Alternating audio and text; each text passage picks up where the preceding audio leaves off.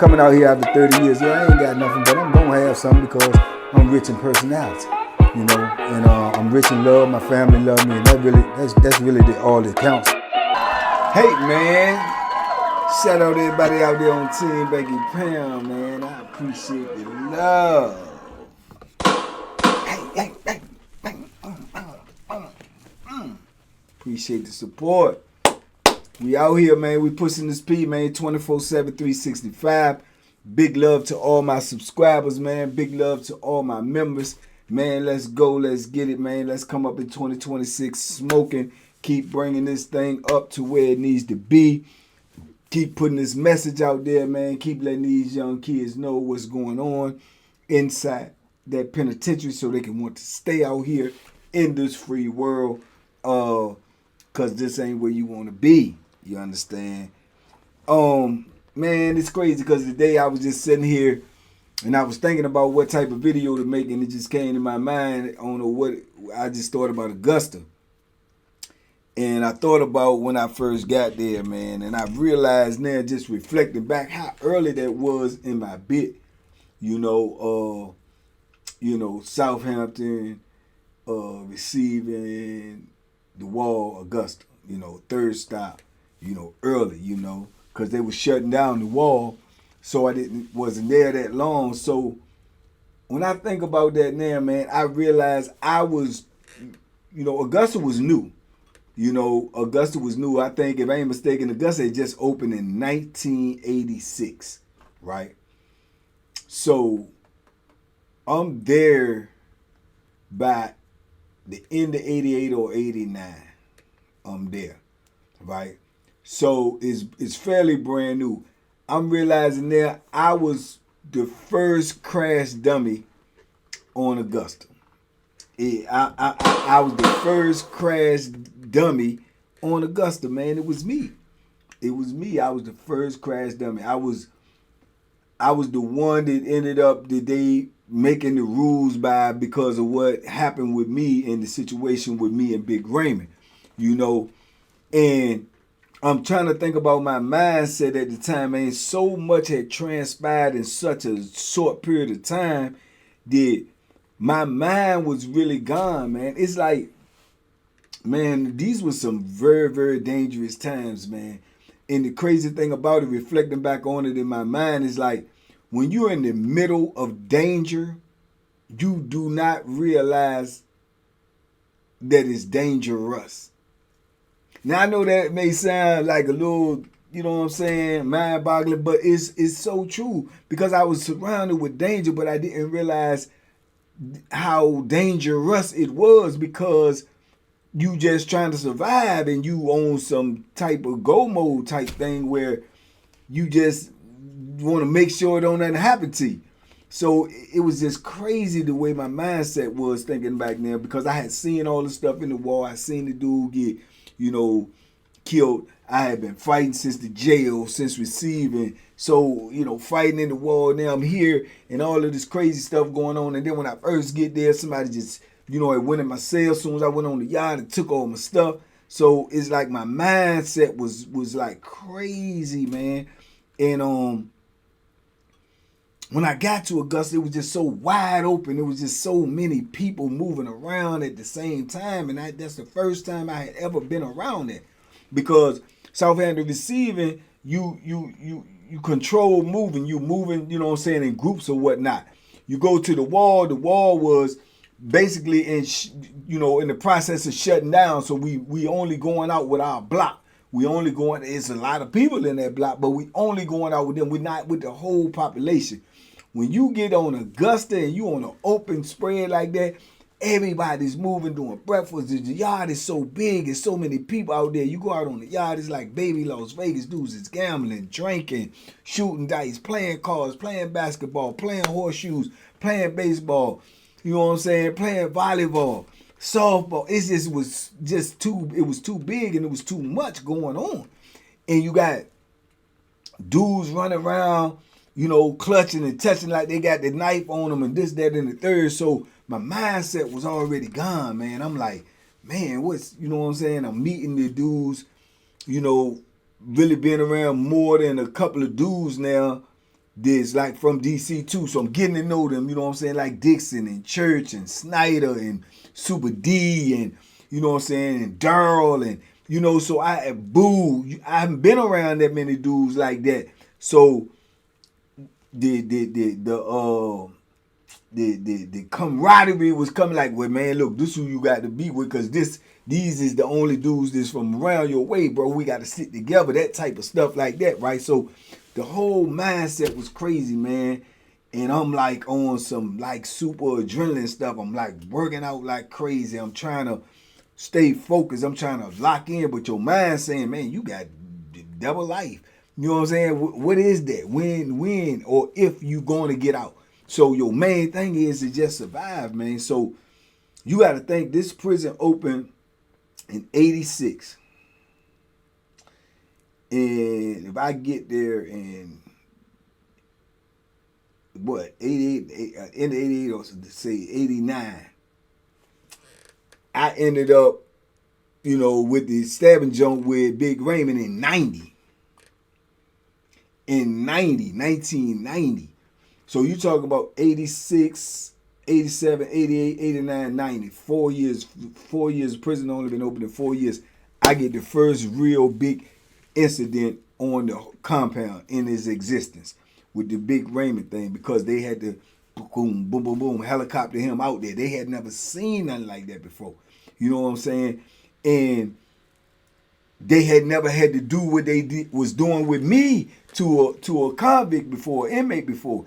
I had never had it done to me before. Being in the hole for that long time, segregation, taking me to street court, trying to decide whether or not I was suitable to come back out on the yard, dealing with if I do come back out on the yard, if something happened to me, if he got friends or he got, you know what I'm saying, comrades or something, will they be responsible, having to sign papers to go back on the yard saying I don't fear for my life. All of this had to be new to them too, because they had just opened the compound.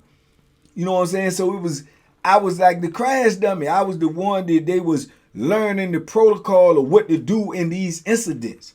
You know what I'm saying? And I don't know, you know what I'm saying, what I'm doing myself. All I know is I just ain't gonna let nobody hurt me. You know what I'm saying? So yeah, man, I was like the crash dummy on that joint, man. I had to be, because then after that incident happened, you don't realize too, and like I say, when you in danger, you don't realize how dangerous it is, because then I'm back out on the yard. Now everybody is looking at me with a side eye. Everybody's looking at me like if they got an issue with me, ain't nobody talking about trying to fight me. They talking about they're gonna have to, you know what I'm saying, they're gonna have to poke me up because they know that I poke. So what I'm saying? So it was crazy, man. And I'm not even acknowledging this at the time. I'm just still on some like, man, don't, you know what I'm saying? Don't come around me with no foolishness. You know what I'm saying? But I'm looking back and reflecting on it now. It's like everybody had to been looking at me kind of weird. You know what I'm saying? Because that had never happened on the compound before. But now they know it can happen. And when I look back now, I can see the transition in the compound, because it's like when I'm back on the yard, and you know what I'm saying, and I'm now, me and Dixon is like brothers, and you know what I'm saying, we locked in, but it's like everybody now got a knife. It's like you ain't moving around on Augusta now without seeing, you know, dudes is touching and clutching, and it's like everybody got a knife. You know what I'm saying? And then you start having little incidents where dudes was getting poked up over arguments on the basketball court. Dudes getting poked up over money. You know what I'm saying? It transitioned in from fighting, because we didn't know what them folks was going to do up there, because them folks was green as a pool table too. They beating you, you know what I'm saying, when they could get you in handcuffs because they thinking that this is what they supposed to do. They macing you at the drop of a dime. You know what I'm saying? It's all racist up there. We in the mountains. This really was the first mountain institution. If I'm not mistaken, this is the first institution that they had put up here in these mountains with all these racist people running these prisons, when the prisons is predominantly brown and black people. You know what I'm saying? So it was all green, man, and I was the crash dummy for all of this, because they didn't know. That's why when they had eventually sent me back up there decades later, when I had went back up there for a minute, I wasn't there but for a minute, you know what I'm saying?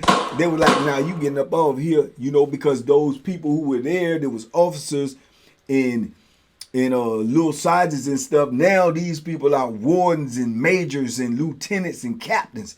And they all remember me as soon as I got on this joint.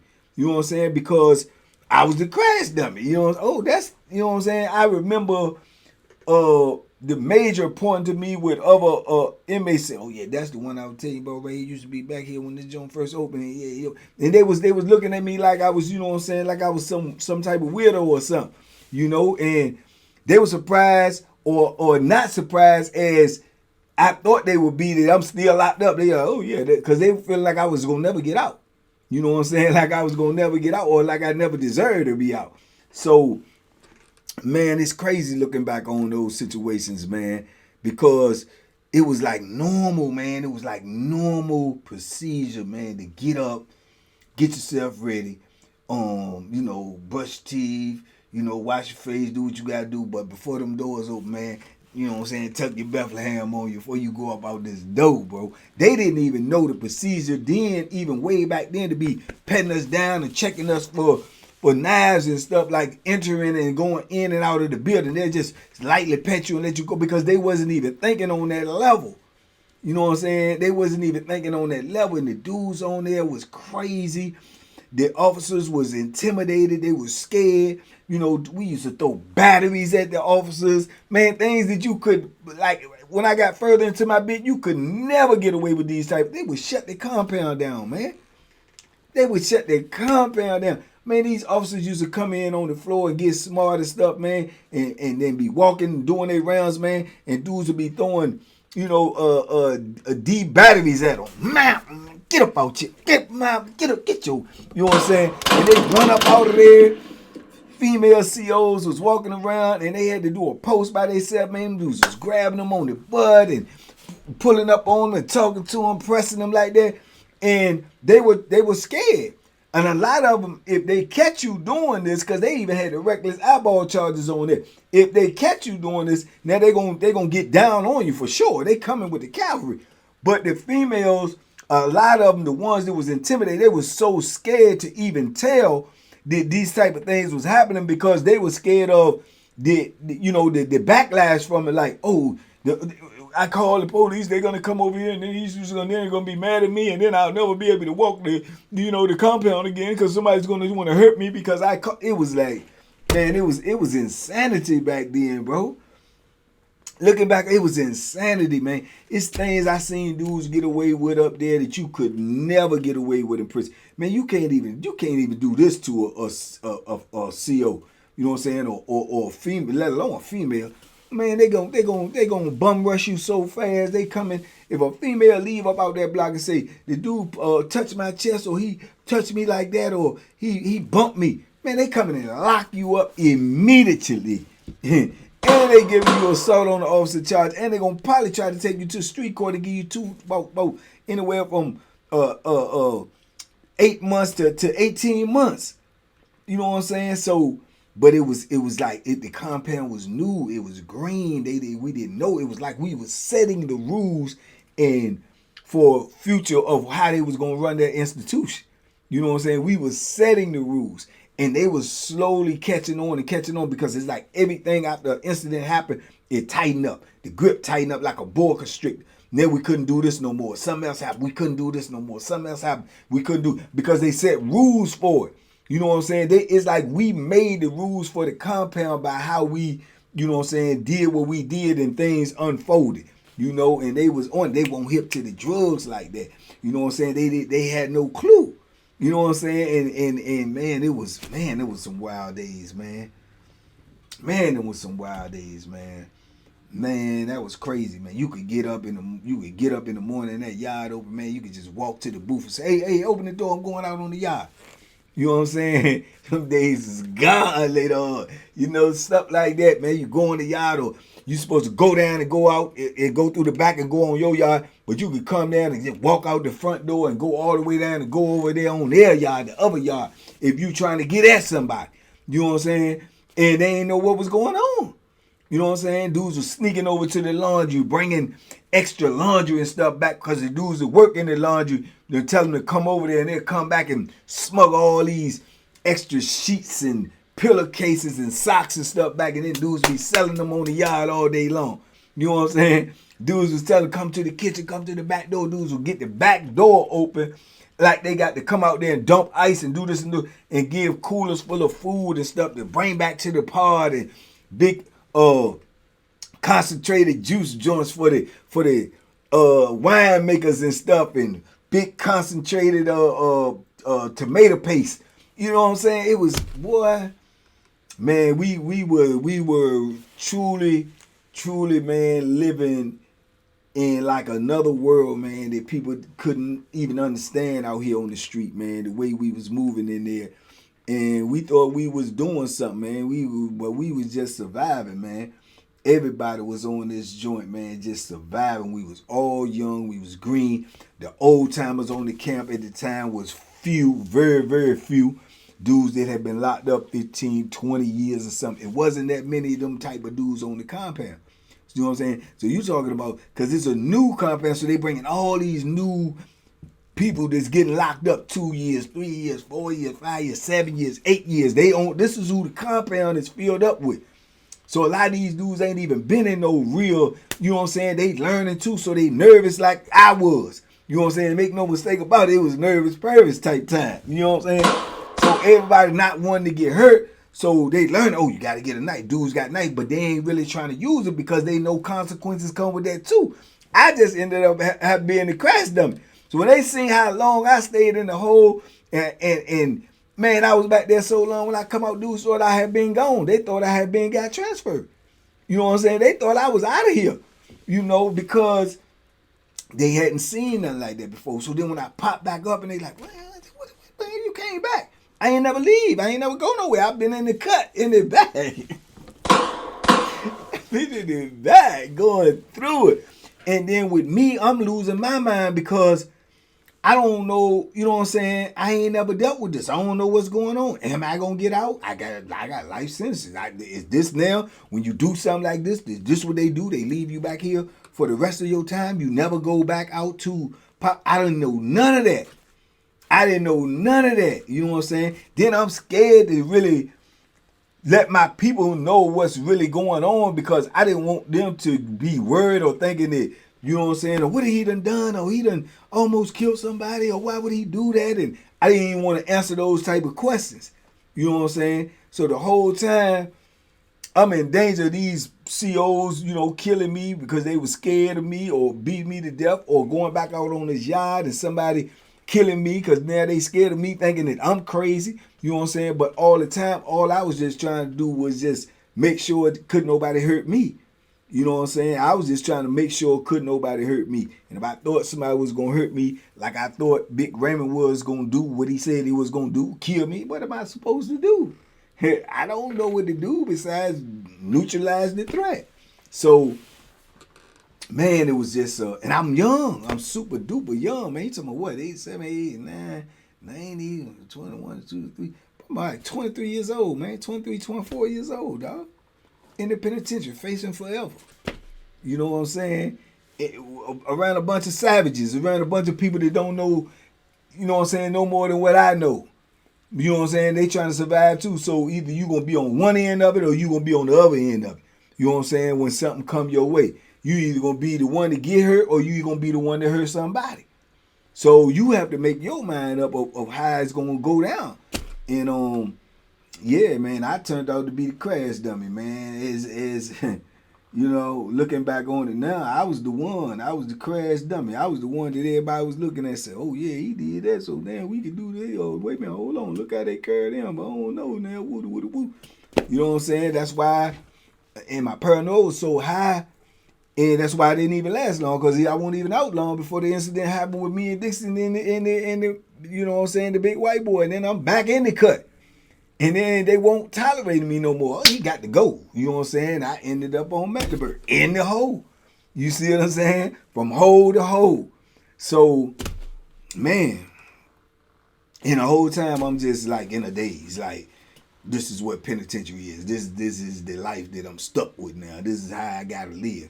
You know what I'm saying? From the free world to this is what it is. You know what I'm saying? So it's in my mind. I'm not calculating it in real time. I'm just, because you have no time to do that. You just got to keep going and keep on paying attention to what's happening right now around you. You can't be reflecting and be like, man, is this how it's going to be? Or what? Nah, you just got to keep going. And that's what I was doing, man. And I was just like, really looking back on it now, it's like, you just in a fog. You can't see nothing but what's in front of you, man. You know what I'm saying? That's all you can see, the threats and the danger and the stuff that's in front of you. And that's what you got to focus on. You stop really be like thinking about the streets. You know, you only think about it when, you know what I'm saying, you got to get on the phone or your people come up there to see you on the weekend. But at that moments and in them days and in them full weeks, Monday, you know what I'm saying, through Friday, if it ain't a visit, you thinking about this penitentiary and all of these characters around you and all the things around you, man, because that's the only thing that matters. That's the only thing that matters. So yeah, man, it's crazy, bro. It's crazy because Augusta was definitely 100%, man, a dangerous place, man, because nobody knew what was going on. Everybody was setting the tone. Everybody was making the rules as they went along. The officers, the administration, the convicts, the inmates, we making the rules as we go along.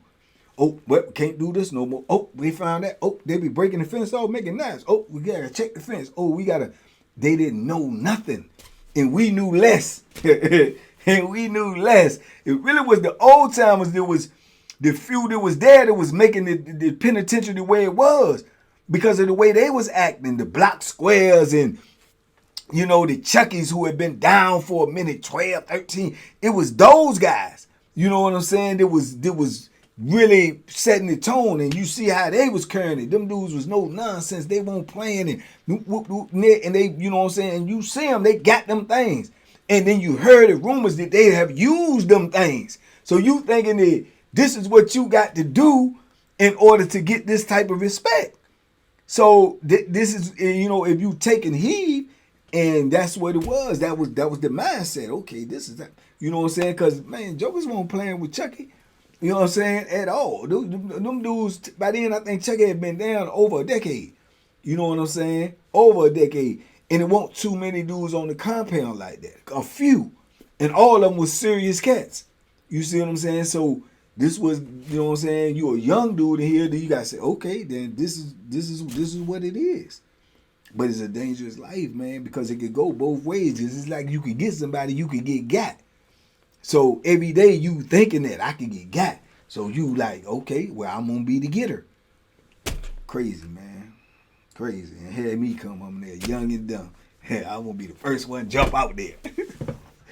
Well, he pushed my hand, but still though, you know, I ended up being like the first one to jump out there, man.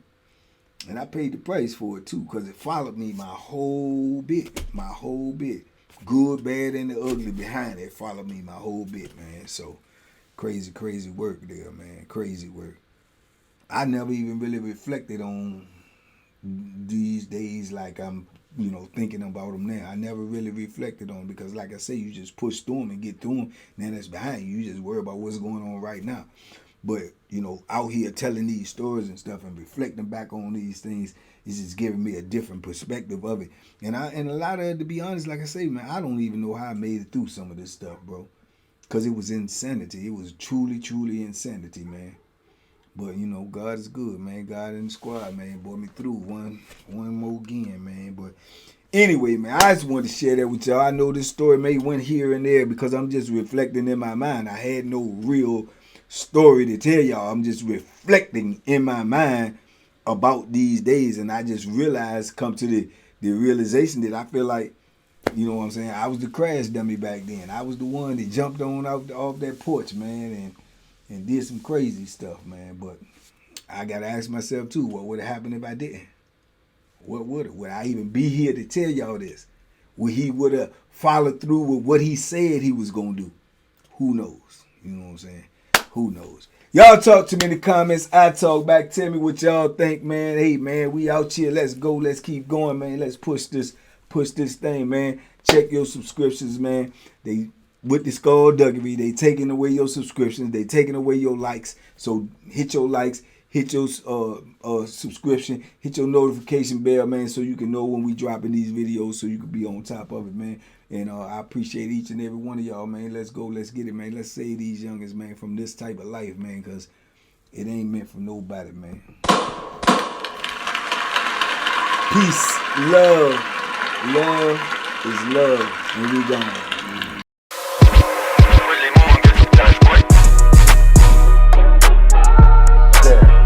The banky special. Yeah. Pure deliciousness. Pure deliciousness, man.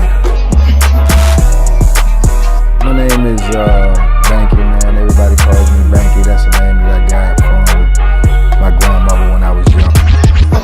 I'm coming out here after 30 years. Yeah, I ain't got nothing, but I'm gonna have something because I'm rich in personality, you know, and I'm rich in love. My family love me, and that's really all that counts.